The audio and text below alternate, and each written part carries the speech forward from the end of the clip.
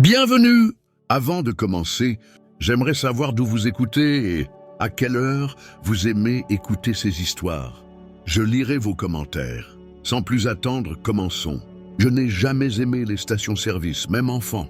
Je ne parle pas de ceux qui longent l'autoroute, à moitié perdus dans les collines, mais de ceux qui sont en ville, ceux qui semblent ne jamais se fermer et qui, malgré leur densité de population constante, dégagent une étrange impression de vide. Des silences au milieu du bruit, des trous dans le temps. Un cousin qui connaissait le directeur d'une franchise, Pemex, près de la centrale électrique du nord de Mexico, m'a trouvé le poste. Quart de soir de 17h à 1h du matin. D'après lui, c'était calme. Il faisait juste le plein et tuait le temps en discutant avec son collègue. Mon collègue de SCAR était un type plus costaud que moi, surnommé Tonio. Il avait l'air de quelqu'un qui a tout vu. Lent à parler, encore plus lent à bouger. Il semblait toujours savoir quelque chose que les autres ignoraient. À mon arrivée, il m'a regardé comme s'il évaluait ma survie. Il m'a offert un café au lait en guise de bienvenue. « Les premiers jours sont difficiles », a-t-il dit. « Après, on s'intègre. Les premières semaines, tout était plus ou moins normal. Clients habituels, chauffeurs Uber, personnes revenant de l'aéroport, chauffeurs de taxi du coin, voisins venus payer leurs factures d'électricité ou acheter des cigarettes. Une certaine monotonie, certes inconfortable mais logique. Mais cette régularité était en train de changer. Tout a commencé avec un client, un pick-up noir, vitre baissée de quelques centimètres. Il venait presque tous les jours vers 11h. Il commandait toujours discrètement, 100 000 de Magna. Il ne répondait pas aux salutations, ne regardait pas, restait là, immobile, même avec le réservoir plein, comme s'il attendait quelque chose qui n'arrivait jamais. Tonio ne semblait pas s'en soucier. En fait, il m'a dit un jour qu'il était un ancien client et qu'il venait toujours comme ça. Le soir que j'ai trouvé le plus étrange, c'est celui où il n'est pas venu faire ses courses, mais s'est juste arrêté de l'autre côté de la rue. Il n'a pas allumé ses phares. Il est resté assis là pendant une demi-heure sans bouger. Je l'ai observé depuis mon box en essayant de ne pas paraître visible. Puis je me suis approché de Tonio et j'ai parlé de la voiture. Il n'a pas réagi, il n'a même pas levé les yeux. « Ah, tu sais comment il est, n'y pense pas », a-t-il dit comme s'il parlait de la météo. Puis la femme est arrivée. Vers minuit, elle est entrée avec un sac à linge noir. Elle n'a rien dit. Elle marchait comme si une jambe était engourdie. Elle est allée directement aux toilettes, sans prendre la clé ni me regarder. Tonio s'avança, ouvrit la porte et resta planté là, la voyant passer. Il semblait s'assurer que personne d'autre n'entrait. Je ne la vis pas partir.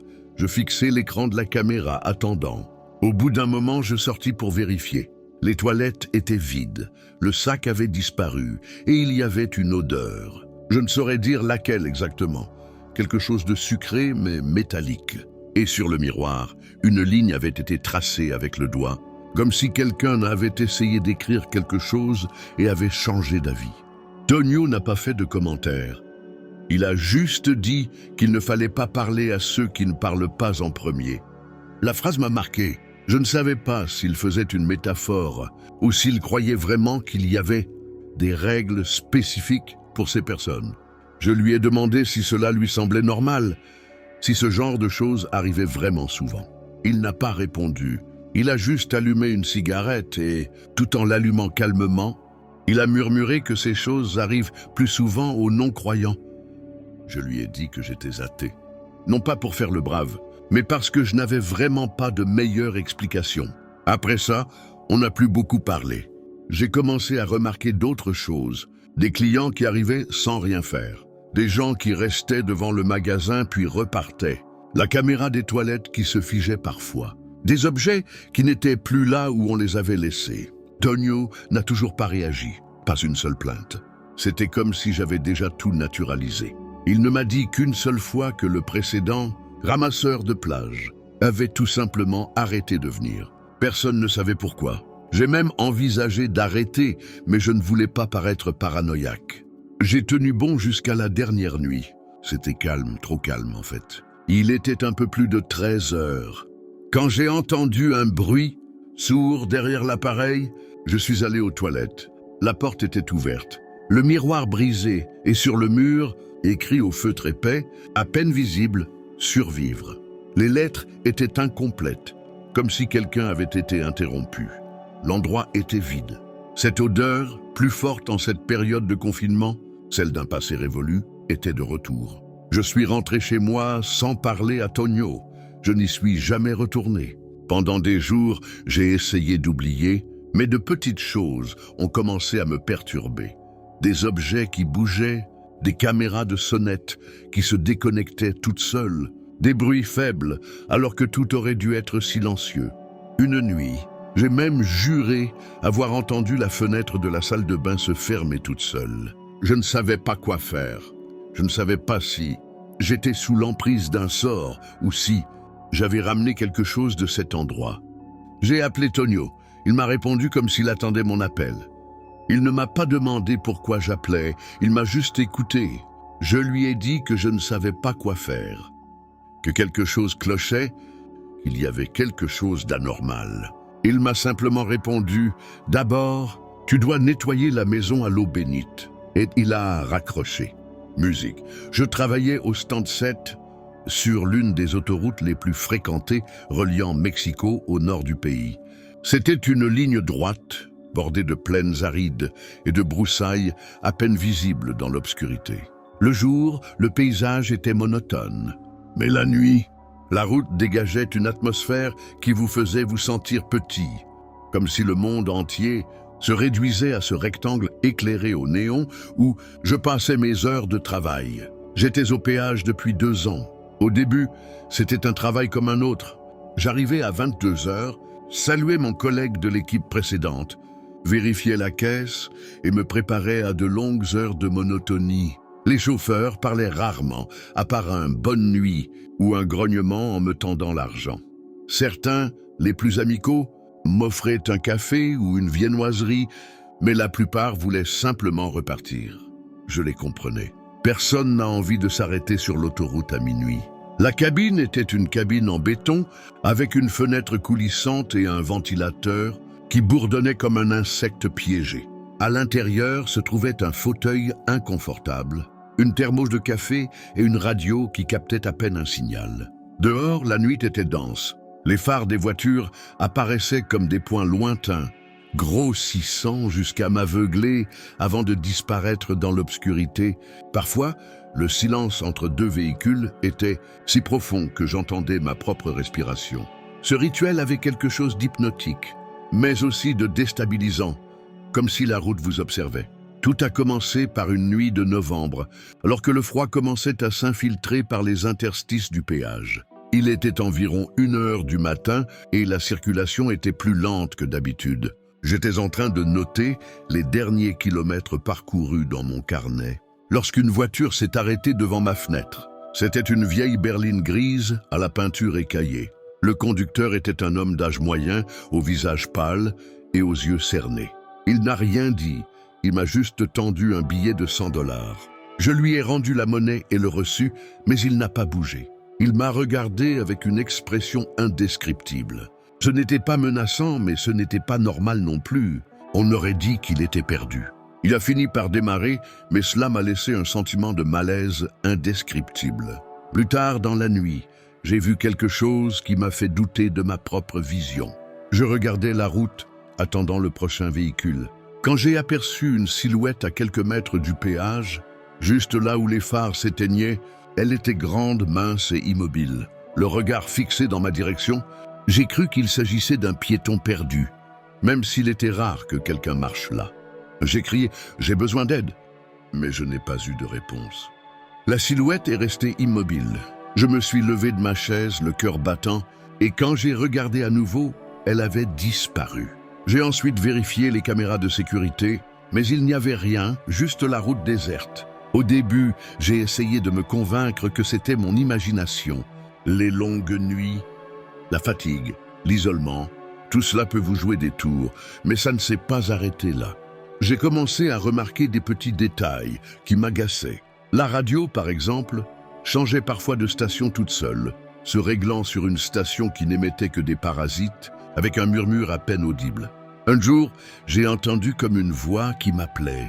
Mais quand j'ai augmenté le volume, il n'y avait plus qu'un bruit blanc. Il y avait aussi les conducteurs, pas tous, mais certains me regardaient d'une manière qui me donnait l'impression d'être exposé, comme s'ils savaient quelque chose que j'ignorais. L'un d'eux, un homme d'un certain âge portant un chapeau de cow-boy, m'a presque murmuré que je devais me méfier de ceux qui ne payaient pas le péage. Je ne savais pas quoi dire, et il partit sans plus d'explication. Les nuits devenaient plus lourdes. Je commençais à redouter le moment où la circulation s'arrêterait et où la route deviendrait silencieuse.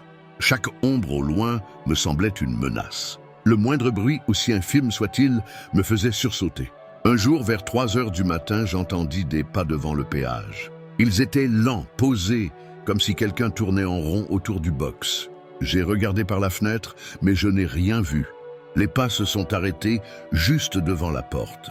Et je jure avoir entendu une respiration haletante de l'autre côté. Je suis resté figé, la main sur le téléphone, mais je n'ai pas osé composer. Après ce qui m'a semblé des heures, le bruit s'est arrêté et je n'ai plus rien entendu jusqu'à l'arrivée du premier camion de l'aube. J'ai décidé de parler à mes collègues. J'ai pensé qu'eux aussi avaient remarqué quelque chose d'étrange.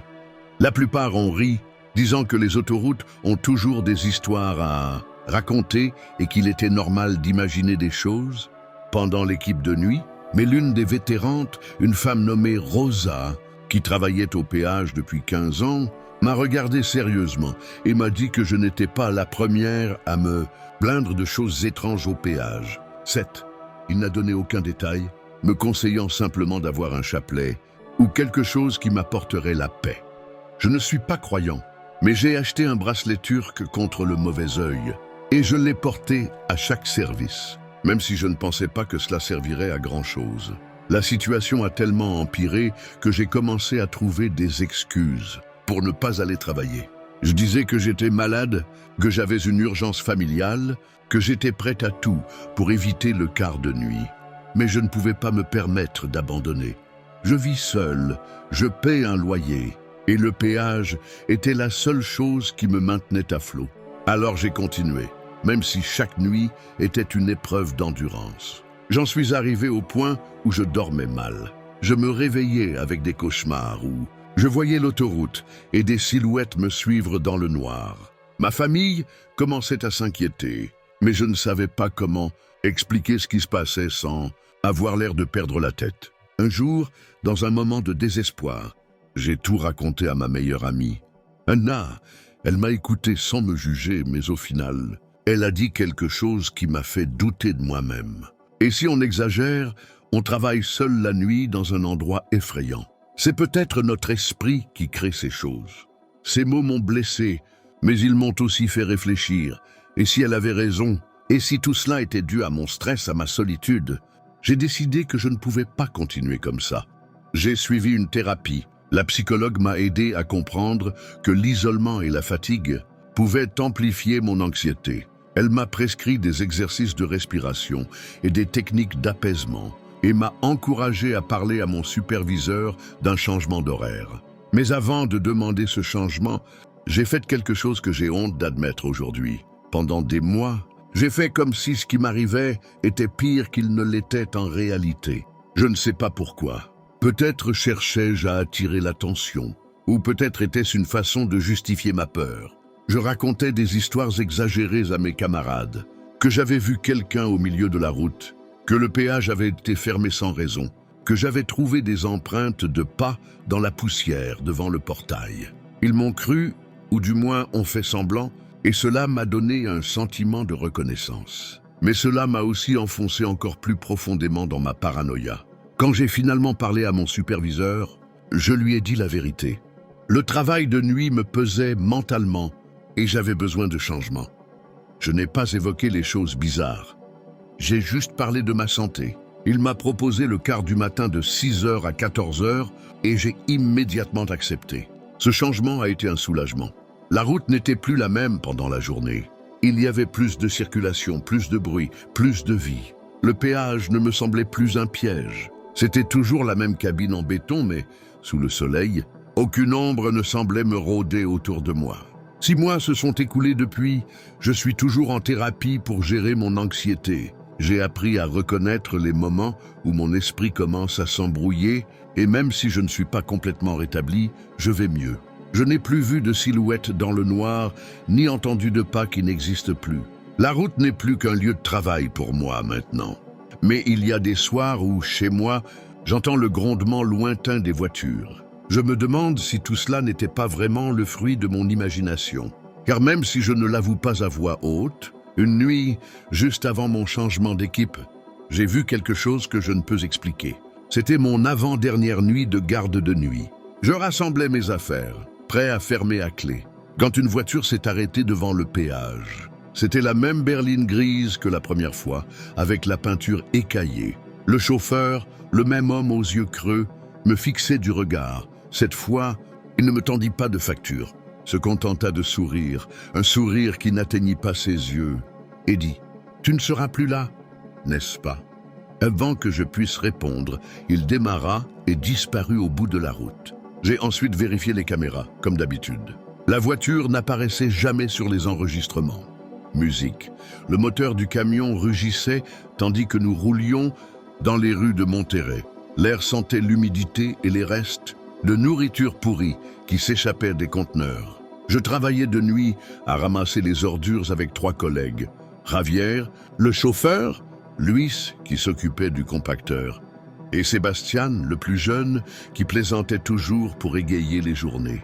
Nous étions une petite équipe, parcourant les quartiers sud de la ville, où les rues se rétrécissaient et les lampadaires clignotaient, comme s'ils allaient abandonner. J'exerçais ce métier depuis 5 ans. Ce n'était pas prestigieux, mais cela me permettait de payer les factures et de me laisser des jours de congé pour mon fils. Les nuits étaient longues, avec un rythme qui obligeait à rester vigilant, à descendre du camion, à tirer les conteneurs, à les vider et à repartir avant l'arrivée des embouteillages matinaux. Il y avait quelque chose de réconfortant dans la routine. Le ronronnement du moteur et le craquement des sacs tombant dans le compacteur. Mais il y avait aussi des nuits où la ville semblait différente, comme si le silence entre les maisons cachait quelque chose qu'on ne voulait pas regarder de trop près. Tout a commencé par une nuit d'avril, alors que la chaleur du jour se faisait encore sentir sur l'asphalte. Nous étions dans une ruelle près du quartier d'Independencia, un endroit rempli de vieux bâtiments et de maisons aux barreaux rouillés. Des chiens errants aboyaient au loin, et le seul bruit à proximité était le crissement des roues d'une benne à ordures que Sébastien tirait. Je consultais mon téléphone, essayant de rester éveillé, quand Louis m'a donné un coup de coude. Il m'indiqua le fond de la ruelle, à peine éclairé par un lampadaire. Une silhouette se tenait immobile, juste à la limite de l'ombre. Elle était grande, voûtée, et je n'arrivais pas à savoir si c'était un homme ou une femme. Je crus qu'il s'agissait d'un voisin qui se plaignait du bruit, fréquent dans ce quartier. J'ai crié « D'accord ». Mais il n'y eut aucune réponse. La silhouette ne bougea pas. Sébastien, qui était déjà de retour, jeta un coup d'œil et fronça les sourcils. Il dit qu'il ne voyait rien. Quand je regardais à nouveau, la ruelle était vide. Je n'y prêtais pas attention. La nuit joue des tours aux yeux, surtout quand on conduit depuis des heures sous un éclairage tamisé.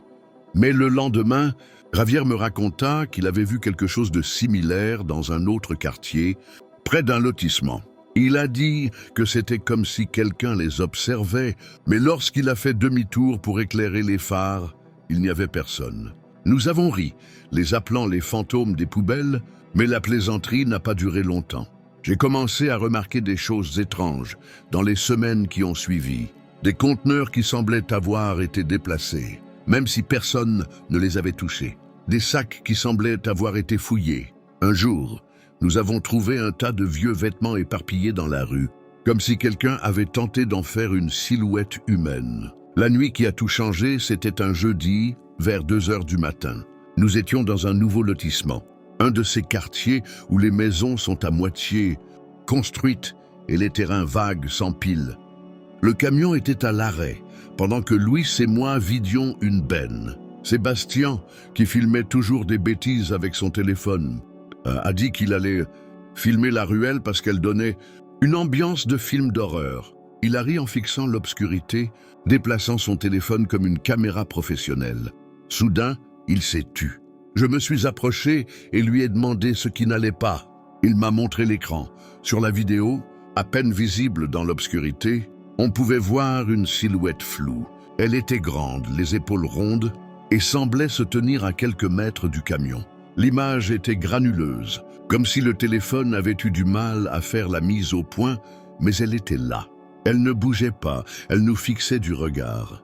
J'ai essayé de le voir en personne, mais la ruelle était déserte. Nous avons visionné la vidéo plusieurs fois et, même si la silhouette n'était pas claire, quelque chose dans sa posture m'a donné la chair de poule. Nous avons décidé de ne pas trop en parler sur le moment. Javier, le plus sérieux du groupe, a dit qu'il s'agissait probablement d'un reflet ou d'une erreur de téléphone. Mais une fois notre service terminé, Sébastien m'a envoyé la vidéo sur WhatsApp. Je l'ai regardée et relue à la maison, essayant d'y trouver un sens. La silhouette était trop nette pour se refléter, mais trop floue pour distinguer les détails. Ce qui me perturbait le plus, c'était qu'elle semblait nous fixer du regard, comme si elle savait que nous l'enregistrions. J'ai enregistré la vidéo sur mon téléphone, mais je ne l'ai montrée à personne. Je ne voulais pas que ma femme pense que je perdais la tête. Les nuits suivantes furent pires. J'ai commencé à avoir l'impression que quelqu'un nous suivait. C'était inexplicable. Juste l'impression que les ruelles étaient plus sombres, les bruits plus distincts. Un jour, alors que nous vidions une poubelle, j'ai entendu un bruit de pas traînants, comme si quelqu'un marchait sur le trottoir. Je me suis retourné, m'attendant à voir un chien ou un ivrogne, mais il n'y avait rien. Louis l'a entendu aussi et a suggéré qu'on se dépêche. Sébastien, qui d'habitude riait de tout, était plus silencieux que d'habitude. Il a dit avoir revu quelque chose dans une autre ruelle, mais il n'a pas voulu donner de détails. Javier, de son côté, a insisté pour que nous finissions les tournées plus vite, comme s'il voulait passer moins de temps dans la rue. J'ai pensé parler à mon superviseur, mais que pouvais-je dire? Je voyais des ombres et la vidéo était floue, ce qui n'expliquait rien. Je ne voulais pas risquer mon emploi. J'avais besoin d'argent et avec un fils au lycée, abandonner n'était pas envisageable. Au lieu de cela, j'ai essayé d'être plus prudente. J'ai commencé à porter un petit couteau dans ma poche, non pas pour m'en servir, mais pour me sentir moins vulnérable. J'ai aussi demandé à Sébastien de ne pas publier la vidéo en ligne. Il voulait le faire, disant que ça pourrait devenir viral. Mais je l'ai convaincu que ça n'en valait pas la peine.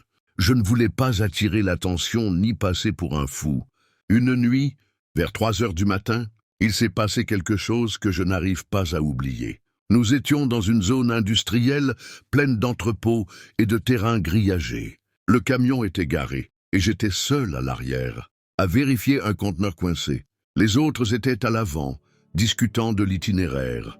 C'est alors que je l'ai aperçu dans l'obscurité, au bout de la rue, juste sous un lampadaire vacillant. C'était la même grande silhouette voûtée, le visage masqué par une capuche. Elle ne bougeait pas, se tenait là, comme si elle m'attendait. Mon premier réflexe fut de crier sur les autres, mais quelque chose m'en empêcha.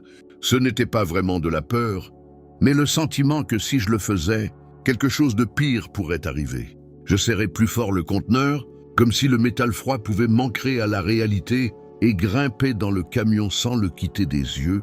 Quand Javier a commencé, la silhouette ne bougeait pas, mais j'ai senti son regard fixé sur nous jusqu'au coin de la rue. Cette nuit-là, à la maison, je n'ai pas pu dormir. J'ai regardé à nouveau la vidéo, zoomant jusqu'à ce que les pixels deviennent flous. La silhouette était identique à celle que j'avais vue. Même pose, même capuche. J'ai pensé l'effacer, mais je n'ai pas pu. C'était la seule preuve que je n'imaginais rien.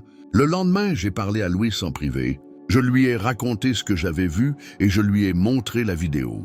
Il est resté silencieux un instant.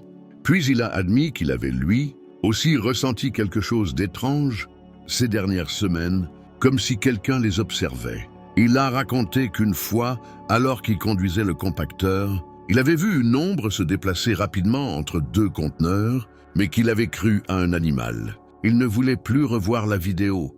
Il a dit qu'il préférait ne pas y penser. La situation ne s'est pas améliorée. Il a continué à travailler de nuit, faute d'autres solutions. Les itinéraires sont restés les mêmes. Et même si nous essayions de rester ensemble, il y avait toujours des moments où l'un de nous était seul. Les bruits ont continué. Des roses, des pas, Un murmure qui semblait parfois provenir de l'intérieur du camion. Une nuit, j'ai trouvé un sac poubelle ouvert avec un miroir brisé à l'intérieur, positionné de manière à ce que mon visage s'y reflète quand je m'approchais. Je n'ai rien dit aux autres. Je ne voulais pas alimenter la peur. Des mois plus tard, la vidéo a disparu de mon téléphone. J'ai vérifié ma galerie, ma corbeille, même ma conversation avec Sébastien, mais elle n'y était plus. Il a juré ne pas y avoir touché et n'avoir aucune raison de me mentir. J'ai pensé l'avoir peut-être supprimé par accident, mais je n'en étais pas sûr. Le souvenir de ces nuits commençait à me faire défaut, comme si la fatigue et la peur effaçaient les détails. J'ai continué à travailler nuit après nuit dans les mêmes ruelles sombres. Je n'ai plus revu cette silhouette, mais parfois, quand je suis seul à l'arrière du camion, je sens un poids dans l'air, comme si quelqu'un était juste derrière moi. Musique. Dans une ville ordinaire du sud du Mexique, où l'humidité collante se mêle à l'odeur de la terre mouillée, mon quotidien consistait à étudier les soins infirmiers le jour et à répondre aux urgences de l'hôpital régional la nuit. C'était un emploi temporaire, une nécessité pour financer mes études, mais aussi une expérience qui m'a progressivement marqué plus que prévu. La salle d'appel se trouvait au sous-sol de l'hôpital, un petit espace avec une seule fenêtre donnant sur un couloir sombre et désolé. Les murs étaient blancs, mais tachés par des années d'humidité et de saleté. L'odeur de l'hôpital était forte, mais il y avait aussi un arrière-goût de moisi, comme celui des lieux oubliés qui distinguaient le sous-sol du reste du bâtiment. Je me suis vite habitué à la routine, répondre aux appels des patients désespérés, coordonner les ambulances, calmer les familles, écouter les cris, les hurlements ou les silences qui me glaçaient l'âme. Mais il y avait un endroit dans cet hôpital dont personne ne voulait parler. Une vieille pièce fermée à clé qui n'avait servi que de débarras pendant des années. Tout le monde l'appelait la salle de repos, mais je savais que c'était un mensonge. Le vrai nom avait disparu avec le temps, enfoui sous les rumeurs et les superstitions. On disait que des choses étranges se produisaient dans cette pièce. Les anciens membres du personnel racontaient qu'il y avait eu des années auparavant des accidents inexpliqués, des chutes, des maladies soudaines et même des décès mystérieux. Personne ne voulait s'y trouver, alors elle fut fermée. Elle ne servait plus qu'à entreposer du vieux matériel médical, des lits cassés et des chaises rouillées. Cette pièce était juste à côté de la salle d'appel, et j'entendais de légers bruits qui en provenaient alors que l'hôpital était silencieux. Au début, j'ai cru que c'étaient des bruits normaux, comme le vent qui soufflait dans une fissure ou la vieille plomberie de l'hôpital, qui se dilatait et se contractait. Mais peu à peu, ces bruits devinrent plus clairs et plus persistants. Des murmures à peine audibles, comme des voix étouffées, des coups légers, des pas qui semblaient descendre dans le couloir juste devant la porte close. Une nuit, alors que je répondais à un appel urgent d'une personne accidentée de voiture, j'ai senti un frisson me parcourir l'échine. Au fond de l'appel, juste au moment où la voix du patient s'éteignait, j'ai entendu un murmure lointain, presque un soupir, qui semblait provenir de la morgue. J'ai cligné des yeux à plusieurs reprises, essayant de me convaincre que c'était mon esprit fatigué. Mais ce n'était pas le seul signe. Pendant plusieurs nuits, j'ai reçu des appels de numéros inconnus qui ne disaient rien, seulement des respirations lourdes, des soupirs ou des bruits étranges que je ne parvenais pas à identifier. J'ai essayé de répondre, mais personne ne répondait à l'autre bout du fil. Un jour, juste avant de raccrocher, j'ai entendu une voix très basse, à peine un murmure, prononcer un mot incompréhensible. J'étais sans voix, ne sachant que penser. Lorsque j'ai tenté d'en discuter avec mes collègues, certains ont ri et ont dit que c'était de la pure suggestion, que la fatigue me jouait des tours, mais d'autres, l'air sérieux, m'ont conseillé d'être prudente et de ne pas prêter attention à ce genre de choses. Une infirmière plus âgée m'a raconté qu'il y a de nombreuses années, dans ce service, une infirmière est morte seule un matin et que depuis, il y a eu des présences qui ne m'ont jamais quitté. Je n'ai jamais cru aux fantômes, mais ces nuits m'ont fait douter d'eux. Non pas par peur, cela n'arrivait jamais, mais parce qu'il y avait quelque chose là, une présence qui ne cherchait pas à faire du mal, mais qui ne voulait pas être dérangée.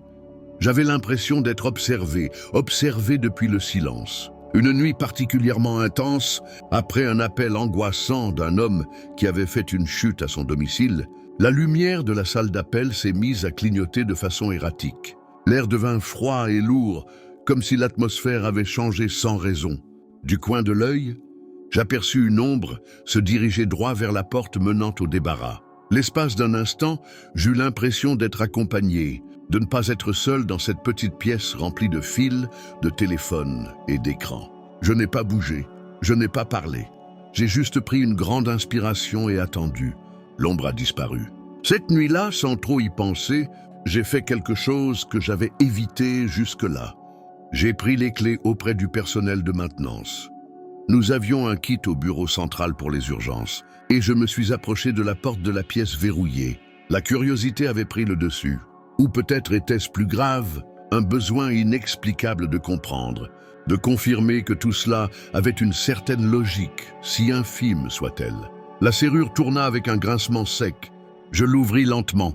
Une odeur épaisse et ancienne s'en échappa soudain, comme si quelqu'un avait ouvert un tombeau. La pièce était sombre, mais la lumière du couloir parvenait à projeter les ombres de brancards, d'étagères poussiéreuses et de cartons empilés. Tout semblait normal jusqu'à ce que j'aperçoive une silhouette assise dans un fauteuil roulant en arrière-plan. Je me suis figé. La silhouette était immobile. Elle semblait faite d'ombre, à peine visible mais bien présente. Sa tête était inclinée, ses mains sur ses genoux, et quelque chose dans sa posture, son immobilité absolue, m'a procuré un profond respect, presque irrévérencieux. « Bonjour », dis-je, ignorant à qui je parlais. La silhouette releva lentement la tête. Je ne vis pas de visage, seulement l'obscurité, une obscurité épaisse et impossible qui semblait absorber le peu de lumière restante. Puis, du plus profond de la pièce, une voix se fit entendre. Ce n'était ni un cri ni une plainte, mais un murmure lourd de fatigue et de vieillesse qui disait clairement « Ne ferme pas la porte ». Je ne savais pas quoi faire. La peur n'était pas celle qu'on ressent face à une menace. Elle ressemblait plutôt à celle qu'on ressent lorsqu'on réalise qu'on est confronté à quelque chose qui dépasse tout. La porte commença à se refermer lentement. Je reculai, le cœur battant à tout rompre. Je ne courus pas, je ne criais pas. Je sortis simplement, verrouillai la porte et retournai à mon poste. Je ne répondis plus à aucun appel ce soir-là. Je restai assis en silence, fixant le mur devant moi, certain que quelque chose m'observait de l'autre côté. Ni avec haine, ni avec douleur, juste avec la résignation de quelqu'un qui avait trop attendu. À partir de ce moment, je décidai de ne plus rien forcer. Je n'essayais plus d'ouvrir la porte du débarras, ni de chercher des réponses dans l'obscurité. J'ai appris à vivre avec cette présence invisible, avec ces sons que personne d'autre ne semblait entendre. Je n'éprouvais pas de peur, mais un profond respect. Je savais que ces êtres, si tentés qu'on puisse les appeler ainsi, n'étaient pas là pour nous effrayer, mais pour nous rappeler qu'il existe des choses qui dépassent l'entendement humain. À la fin de mon service et à ma sortie de l'hôpital, la lumière de l'aube m'a semblé plus chaleureuse, mais en moi régnait un nouveau silence, un espace que je ne voulais pas remplir de questions, seulement avec la certitude que dans cette pièce oubliée, les histoires ne s'arrêtent pas à sa fermeture. Une porte. Je ne sais pas si quelqu'un d'autre entendra ou verra ce que j'ai entendu, mais tant que je répondrai à ces appels, je sais que je ne suis pas seul, et je n'ai pas peur de ces êtres qui peuplent le silence de l'hôpital. Je les respecte, tout simplement. Musique, l'humidité du petit matin, était toujours plus forte à Tulum. Bien que l'hôtel soit climatisé dans la plupart des chambres, la réception, un espace rectangulaire au plafond bas et aux vieux ventilateurs, semblait absorber la chaleur le jour et la recracher la nuit. Sol et moi avons pris le service de nuit par nécessité. Nous nous sommes rencontrés lors du stage d'intégration et étions toujours en binôme. Nous étions les filles de la nuit à l'hôtel Cantaro, un de ces bâtiments coloniaux restaurés pour le tourisme, avec ses murs en pierre calcaire, sa cour intérieure ornée d'une fontaine qui ne fonctionnait jamais, et ses longs couloirs qui grinçaient même quand personne n'y entrait. Cet hôtel avait une histoire à Tulum. Tout le monde savait que des choses étranges s'y passaient, mais personne ne le disait à voix haute. Certains chauffeurs de taxi évitaient de se garer à l'entrée principale et les habitants faisaient ce geste étrange de la bouche quand nous entendions le nom de l'endroit, comme s'ils hésitaient entre rire et nous avertir. Le gérant nous l'a expliqué le premier jour, en plaisantant à moitié. Certains viennent plus pour les fantômes que pour les ruines mayas. Ne demandez pas, ne répondez pas. S'ils payaient la nuit, tout allait bien. Et oui, de temps en temps, ces gens arrivaient, des jeunes couples avec des appareils photos, des routards seuls, des hommes qui semblaient mal à l'aise dès leur arrivée. Ils demandaient des chambres spécifiques, généralement celles à l'arrière, près de l'ancienne aile, où se trouvaient autrefois les locaux de service. Il y en avait un en particulier, le numéro 107, qui n'était presque jamais utilisé, sauf par quelques curieux. Nous écrivions simplement les informations, leur donnions la clé et tentions de ne pas chercher plus loin. Parfois, le lendemain matin, ces personnes partaient sans un mot ou laissaient la clé sur le comptoir. Un jour, une femme est venue se plaindre que quelqu'un frappait à Sim, porte depuis des heures, et que, lorsqu'elle a regardé par le Judas, il n'y avait personne. Une autre fois, un homme s'est enfermé dans les toilettes et n'est ressorti qu'à l'arrivée de la sécurité. Nous n'étions pas assez payés pour demander.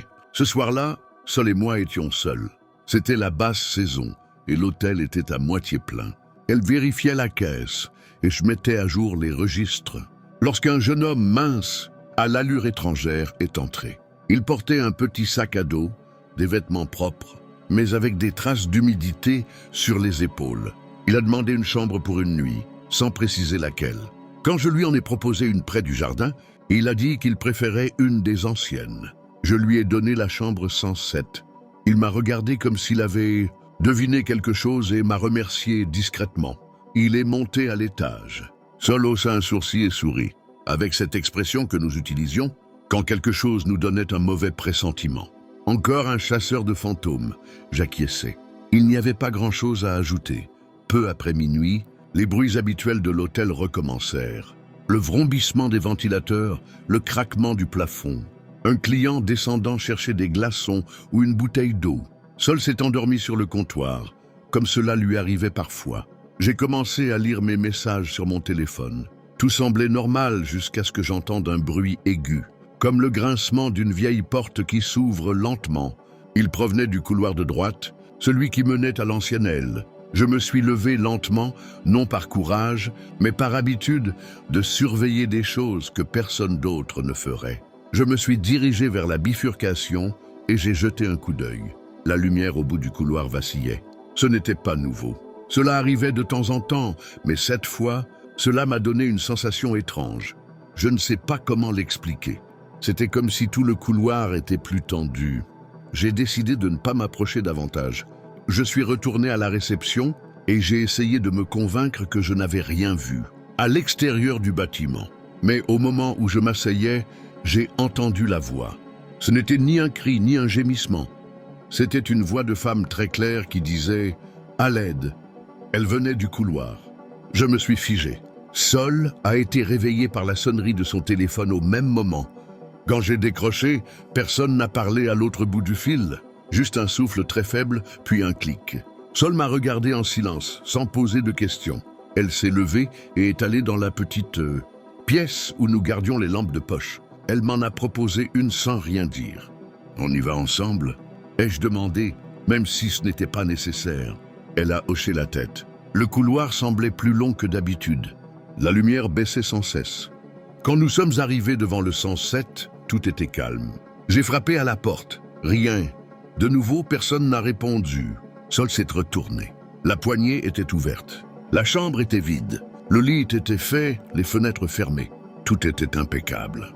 La seule chose étrange était que le sac à dos du client était encore par terre, près de la porte de la salle de bain. Nous avons appelé doucement. Personne. Sol a poussé la porte de la salle de bain. Il faisait sombre. L'interrupteur ne fonctionnait pas. Elle a allumé sa lampe torche à l'intérieur. Il n'y avait personne. Tu crois qu'il est parti? Avant qu'elle puisse répondre, nous avons entendu un grand bruit contre le mur du couloir. Nous sommes sortis en courant.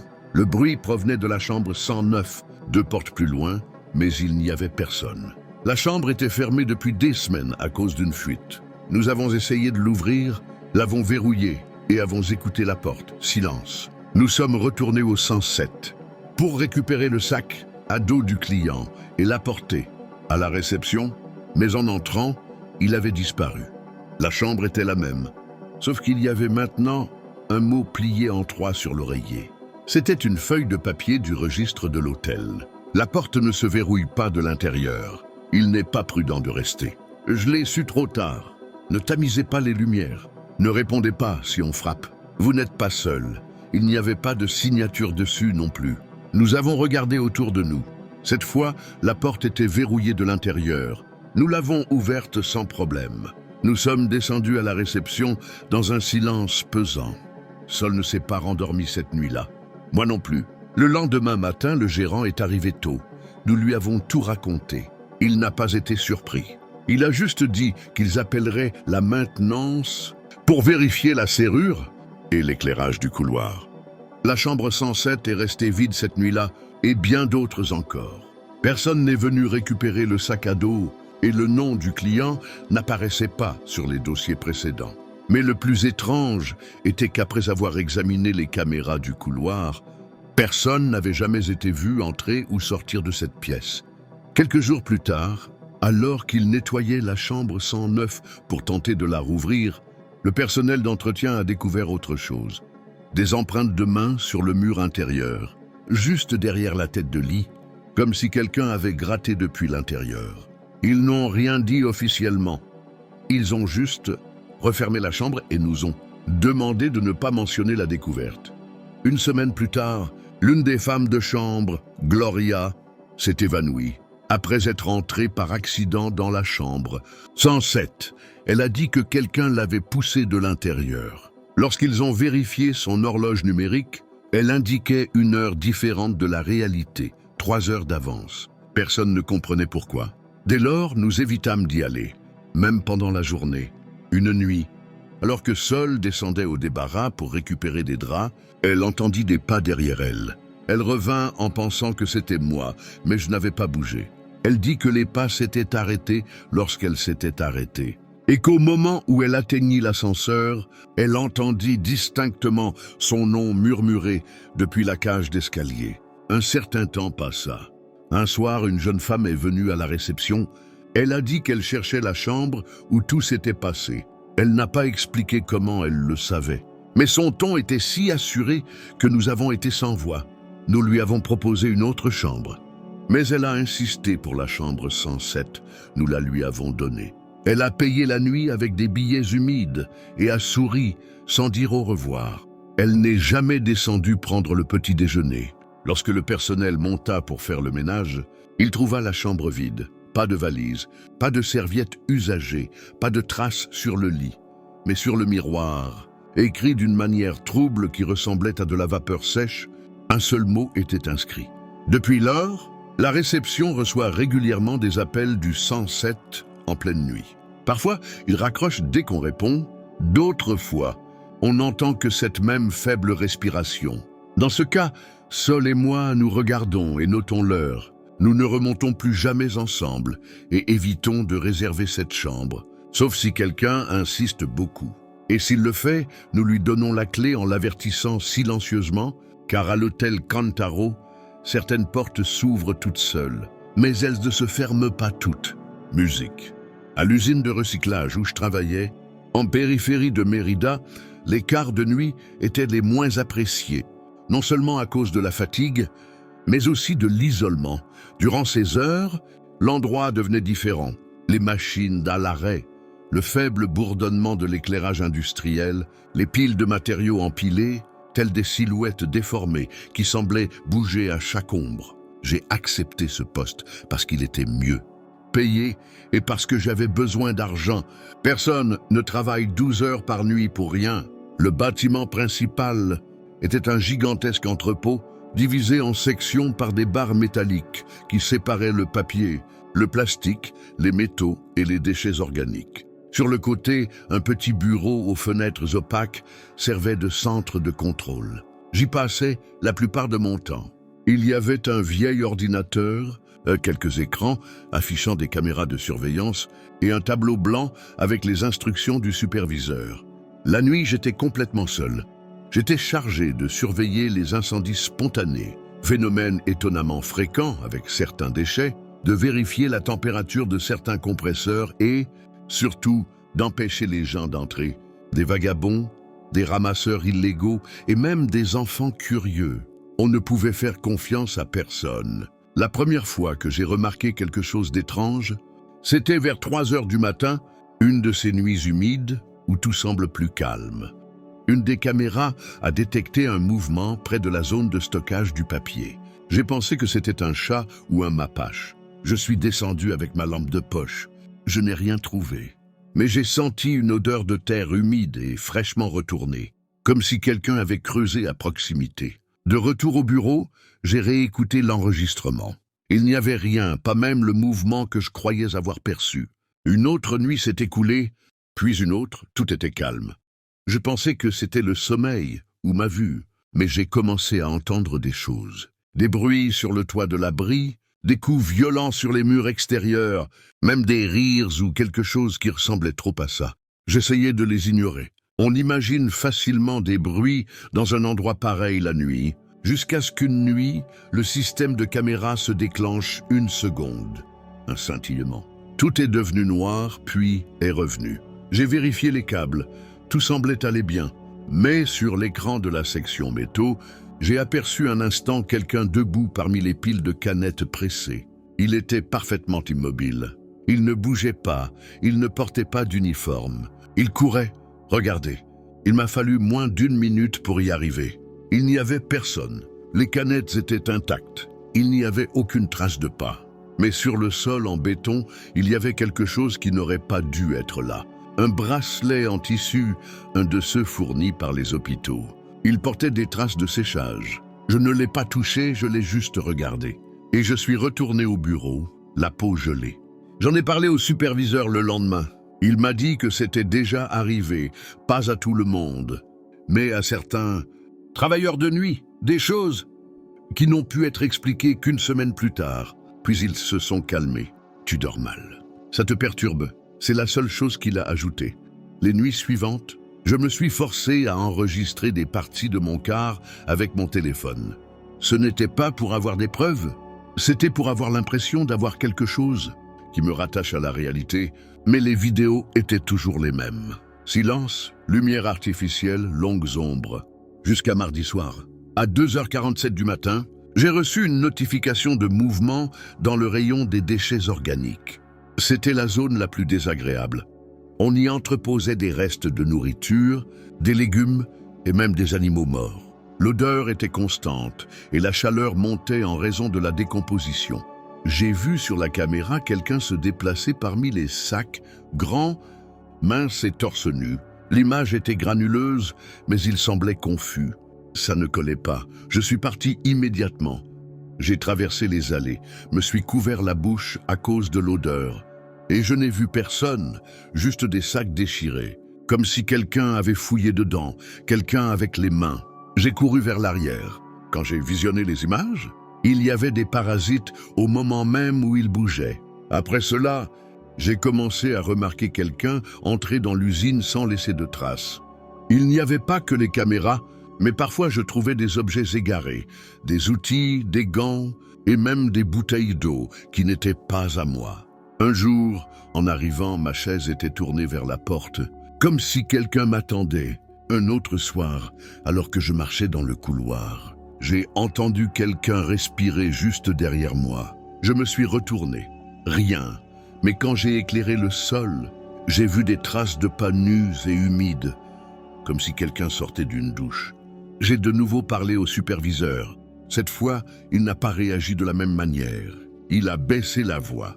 Il a dit qu'avant, lorsque l'usine était un centre de traitement des déchets hospitaliers, il y avait eu un incendie, que tout n'avait pas été enregistré, que certains corps n'avaient jamais été identifiés. Personne ne voulait en parler, surtout au rayon bio. Mais le plus important était de ne pas réagir, de ne pas regarder. Si vous le voyez, ne le suivez pas. Si vous entendez votre nom, ne répondez pas. Il n'en a plus parlé. Moi non plus. Mais hier soir, quelque chose a changé. Je l'ai su dès mon arrivée. L'air était différent. Les lumières ont mis du temps à s'allumer. Le système de caméra émettait un bruit blanc constant, et sur l'un des écrans, celui du rayon métaux, une image figée. Quelqu'un se tenait tout près de la caméra. Je ne voyais pas son visage, juste son torse, ses bras maigres et ce même bracelet d'hôpital. Je me suis levé sans réfléchir. Je suis descendu avec la lampe torche, mais cette fois, je n'ai pas atteint la partie métallique. À mi-chemin, j'ai entendu mon nom, puis un autre. Ce n'était pas un murmure, c'était ma propre voix, comme si quelqu'un l'imitait depuis l'intérieur de l'entrepôt.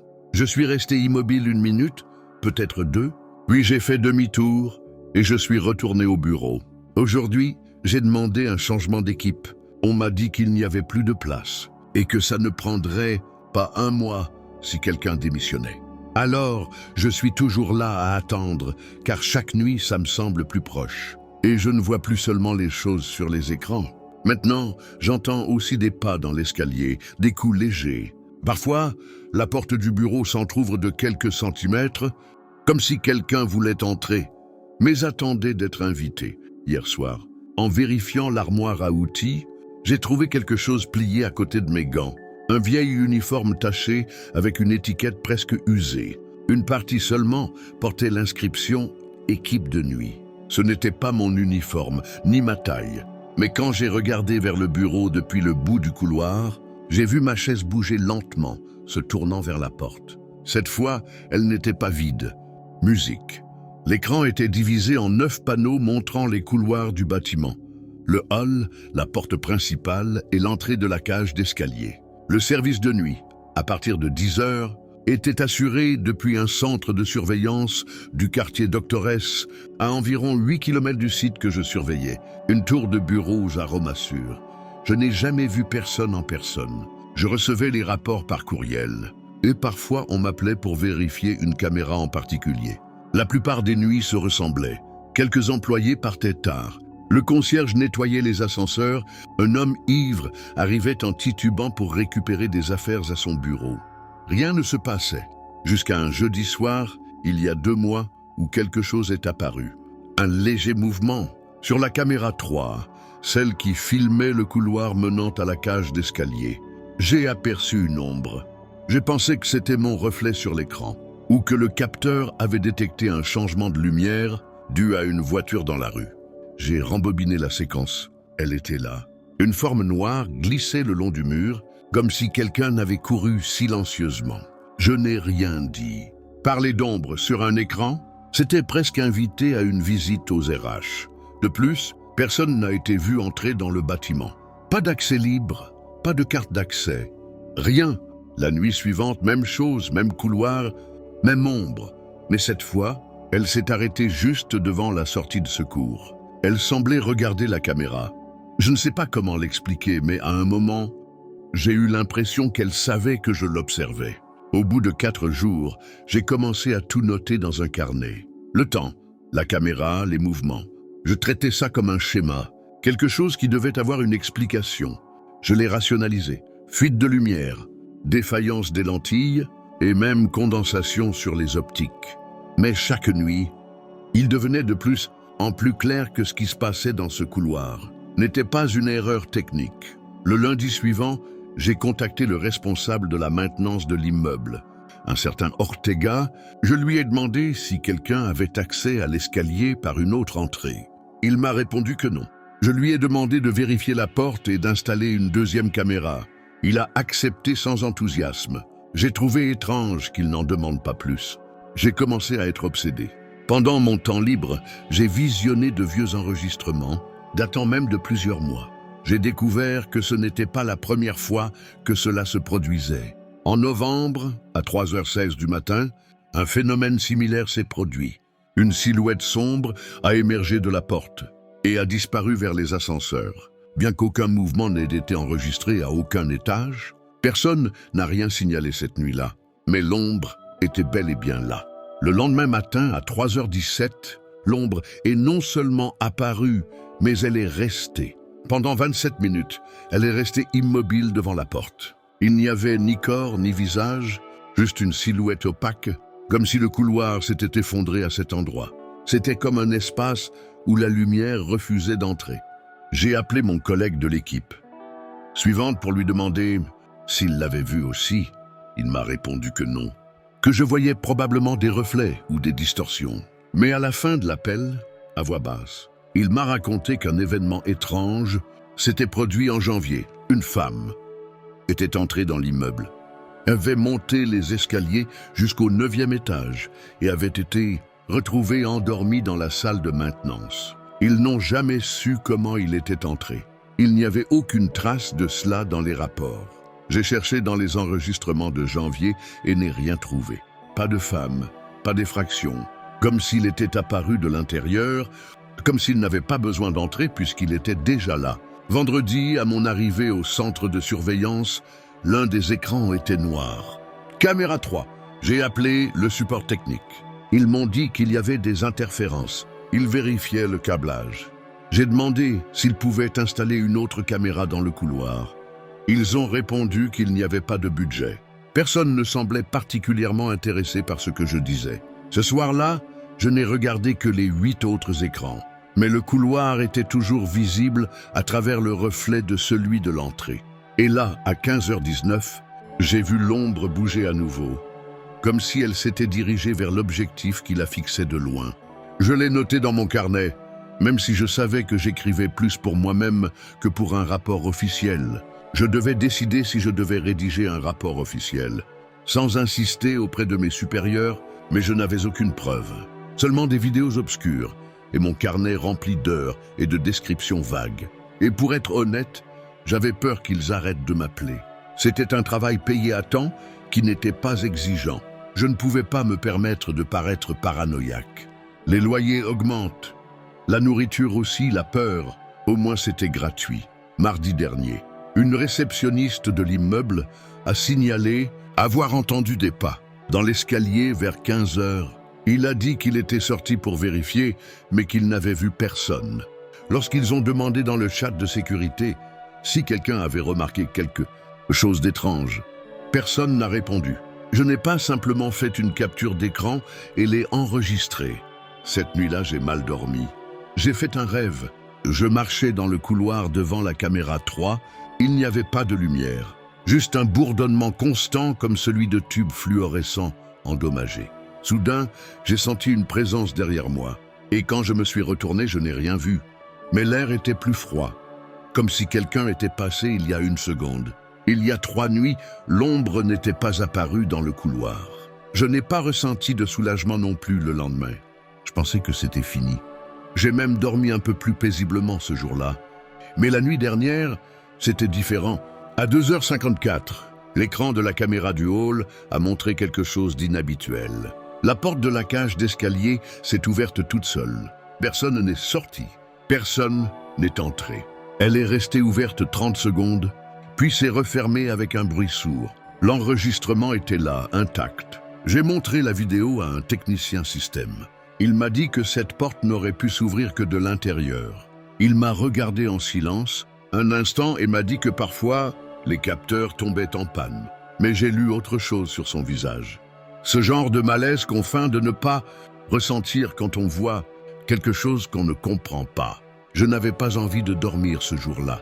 J'ai écrit ceci en revoyant les vidéos. Il y avait quelque chose dans cet escalier. Quelque chose que je ne pouvais expliquer. Mais je l'attendais. Peut-être que je l'attendais depuis longtemps. Peut-être que je n'étais pas le premier à le voir. J'ai remarqué quelque chose. C'était faible, très faible.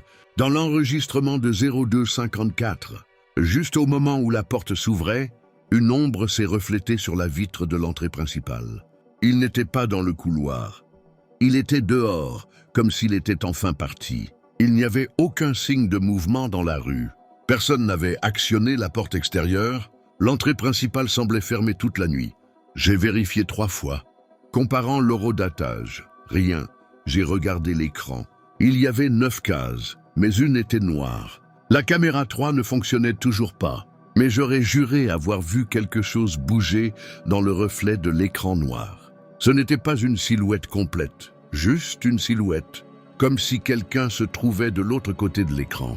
J'étais seul dans la salle de surveillance. Les lumières étaient éteintes, à l'exception de la lueur des écrans. Il faisait sombre dehors, et la vitre reflétait mon image, mais pas complètement, car une seconde ombre se tenait derrière la mienne. J'ai éteint le système un instant. Je ne voulais pas continuer à regarder, mais j'avais le sentiment qu'en le rallumant, je ne regarderais pas seulement le bâtiment. Ce soir-là, après avoir écrit cela, j'ai éteint les écrans et je suis resté silencieux. La pièce était plus sombre que dans mes souvenirs. Je ne voulais ni aller aux toilettes, ni regarder le couloir. Je restais assis sur la chaise, les bras croisés, comme si l'immobilité me rendait moins visible, moins vulnérable, mais la peur ne se dissipa pas avec l'immobilité. Vers 16 heures, j'entendis un léger bruit métallique, comme si quelqu'un frappait à la porte de l'extérieur, mais pas à la porte principale du centre. C'était plus proche, comme si ça venait du placard où étaient rangés les disques durs. J'ai attendu 10 minutes, puis 20. Je suis allé au placard, rien, mais sur le sol juste devant la porte, il y avait une empreinte de pas, une marque sombre, comme si quelque chose d'humide avait atterri là. J'ai touché le sol. Il était sec mais froid, très froid. J'ai rallumé les écrans. La caméra 3 était toujours éteinte. Les autres montraient que tout était calme. Ou presque, car sur la caméra du 9e étage, j'ai vu une silhouette debout devant l'ascenseur, parfaitement immobile. Elle me tournait le dos. J'ai cru que c'était un garde, mais il n'y avait personne à cet étage. J'ai appelé le central. Ils m'ont dit que personne n'était affecté là-bas cette nuit-là. La silhouette était immobile. Alors moi, ça allait rester là pendant près d'1 heure. Puis, sans prévenir, il a disparu entre 2 images. Il n'a pas marché. Il n'a franchi aucune porte. Il avait tout simplement disparu. J'ai repassé l'enregistrement encore et encore. C'était comme s'il avait été effacé d'une image à l'autre. Aujourd'hui, j'ai reçu un appel de l'administration. Ils m'ont dit que quelqu'un viendrait vérifier le système, qu'il y avait probablement une mise à jour logicielle et que si je remarquais quelque chose d'inhabituel, je devais le signaler. Mais sans intervenir, ils disaient ça. Mais ce qu'ils ne disaient pas était encore plus puissant. Je savais que je n'étais pas le seul à l'avoir vu. Je savais que je n'étais pas le premier à l'avoir noté dans un carnet et je soupçonnais que ceux qui m'avaient précédé avaient tout simplement cessé de poser des questions. J'avais peur d'arrêter de chercher, car si je cessais de chercher, je ne serais plus un phénomène. Cela ferait partie du bâtiment, comme les escaliers, comme les lumières, comme les ascenseurs qui montent tout seuls au petit matin. Je venais de recevoir un courriel. Il n'y avait pas d'expéditeur, juste un objet. La caméra numéro 3 était activée. Je n'ai pas ouvert le message. J'ai regardé l'écran, il était toujours noir, mais il y avait maintenant un léger scintillement, presque imperceptible. Comme si quelqu'un, à l'autre bout du fil, allumait et éteignait une lampe de poche. Et à cet instant précis, alors que j'écrivais ces lignes, le projecteur au plafond venait de vaciller. Je ne savais pas si c'était une coïncidence. Je ne savais pas s'il y avait encore des choses explicables. Mais j'étais sûr que cette nuit-là, l'ombre reviendrait. Ni en haut de l'escalier, ni au bout du couloir. Elle reviendrait à travers la caméra à travers laquelle elle me regardait, même si elle était toujours éteinte.